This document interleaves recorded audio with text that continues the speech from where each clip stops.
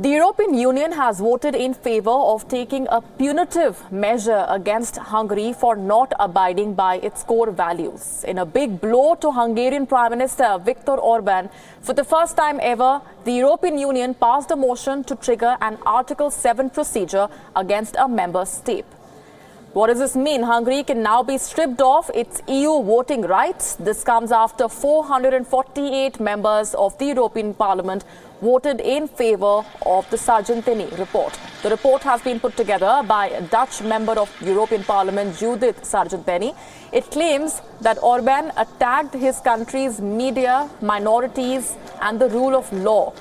The report notes concerns about the lack of transparency in Hungary's electoral system and the lack of privacy and data protection. It further adds that there is neither freedom of expression nor the freedom of religion in Hungary. The report also expresses concerns about minorities there and claims that they have been denied their basic rights. The lack of fundamental rights to asylum seekers and refugees too has been highlighted. Meanwhile, Hungary hit back at the European Union.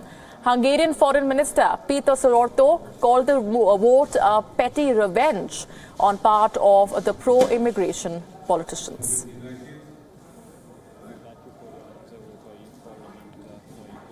This decision was made by violating the European treaties, as the votes regarding the absentees were not taken into consideration. So legally speaking, this decision goes totally against the procedures put forward in the European treaties. And it is absolutely obvious that this debate is about migration. There are forces in the European Parliament which basically hate the migratory policy of the current Hungarian government, and this is reflected in their decision. On Tuesday, Hungarian Prime Minister Orban addressed the European Union Parliament in defense of his government. He said that European Union's threat of censure was nothing but blackmail. He said that the aim was to insult Hungary. Orban claimed that the Sargentini report was an instance of the Dutch member of European Parliament's abuse of power and that the report had some serious factual misrepresentation. Let's get in further details from Kevin Osbeck, WION correspondent, joining us live from Brussels. Kevin, a host of issues which has resulted in EU slapping those unprecedented sanctions on Hungary, issues of rights of minorities, corruption, issue of immigration also. To what extent is immigration one of the reasons why EU slapped those sanctions? Well, Hungary, and more specifically Viktor Orban's ruling party stance on immigration, really has a huge amount to do with this. And it's really been his stance on immigration that hasn't just raised eyebrows here in Brussels and in other capitals across Europe. It really has led to growing concern about Hungary stepping away from what can be considered and what truly are core EU values. In fact, just earlier this year, Viktor Orban's government passed a law that made it illegal for both attorneys as well as activists to help out asylum seekers in Hungary. So that is one of the things that really drew the European Parliament, or a majority of MEPs, I should say, to be more exact, to make that decision that they did yesterday to start the process of enacting Article 7. What is the step forward for Hungary from here on?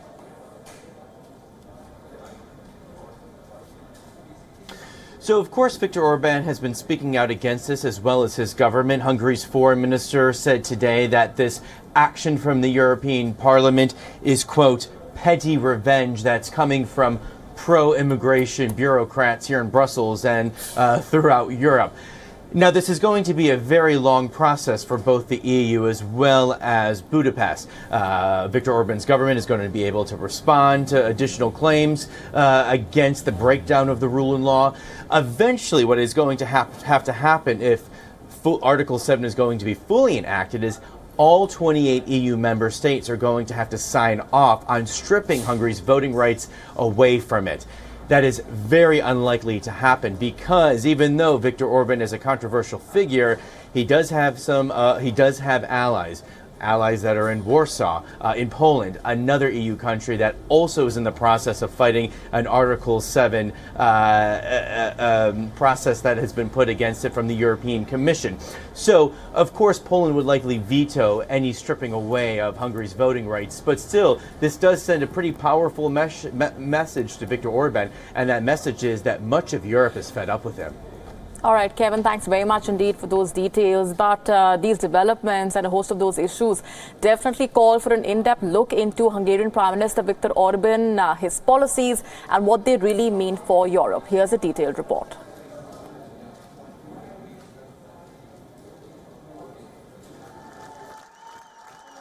He wasn't always a right-wing Christian conservative.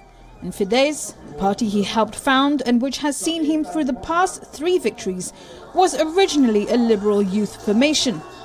But those who've been close to the Orban persona saw the transition based on what can be described as a thirst to remain in power. In the wake of a string of terrorist attacks on European soil, Orban was quick to see an opportunity to point fingers at immigrants. Nothing new in this diatribe, since many in Europe took the same stance. But where things were different for the Hungarian premier is in the constitution of his country. Of its roughly 10 million people, Hungary is largely homogeneous for many historical reasons.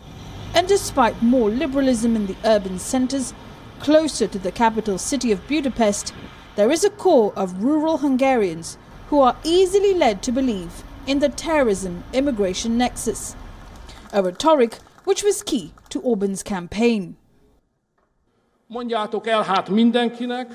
Tell everyone that mass migration threatens security. Mass migration increases the danger of terror. It is completely clear that mass migration leads to more incidents of rape, which puts the security of our women at risk.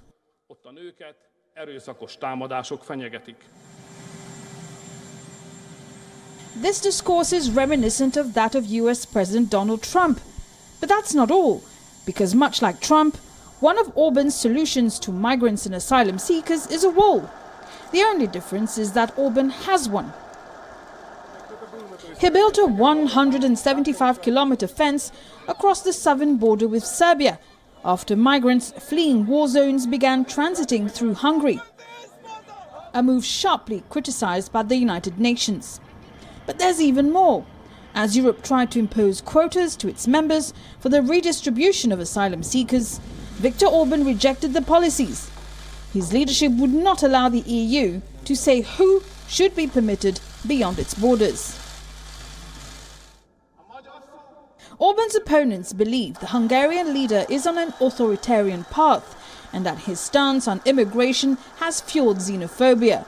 With a message that he stands for all Hungarians against foreign meddling, Orban tapped into feelings shared by many Hungarians who perceive threats to their national identity and feel they are treated as second-class citizens in the EU. Viktor Orban's strong win could boost other right-wing nationalists in Central Europe, in Poland and in neighbouring Austria, and expose cracks in the 28-nation European Union. Arabella Sibelak, WION. Thousands of people are being prepared for evacuation in the Philippines as it braces for its most powerful storm this year. Typhoon Mangkhut is a Category 5 storm expected to bring heavy rainfall and flooding along the Philippines' northern coastal provinces of Cagayan and Batanes. The typhoon is already carrying maximum sustained winds of 205 kilometers per hour. And although the typhoon is 100 kilometers away from the easternmost island of Samar, Weather Bureau officials are on high alert. Relief goods and disaster equipment units are being transported to towns that are expected to be most severely affected.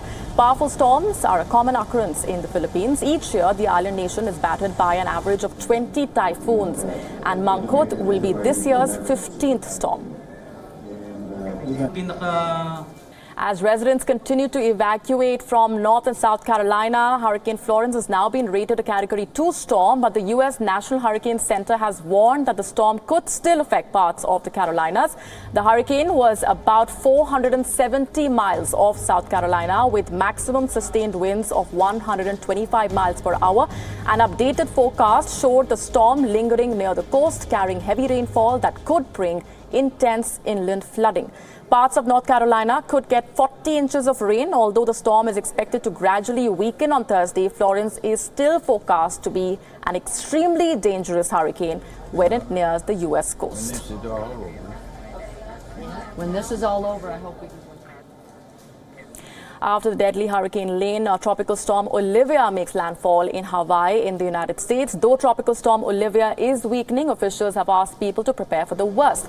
The storm is expected to produce 5 to 10 inches of rainfall, although some areas could see as much as 15 inches. Large swells from the storm could also result in dangerously high and potentially damaging gusts.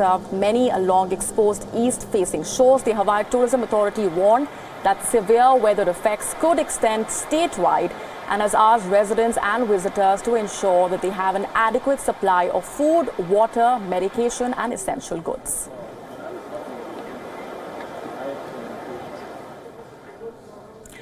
Venezuelan President Nicolas Maduro is traveling to China in search of agreements to strengthen the country's collapsing economy. Before leaving for China, Maduro said, and I'm quoting, "I am going with great expectations and we will see each other again in a few days with big achievements."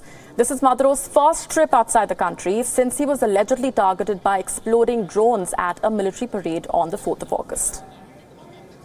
Voy saliendo para la República Popular China a una visita de Estado muy necesaria, muy oportuna y llena de grandes expectativas, muy positiva para Venezuela.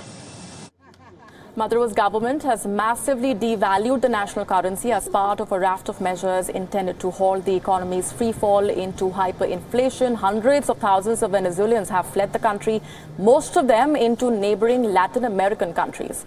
Earlier this week, Chinese Vice President Wang Keshan met his Venezuelan counterpart in Beijing.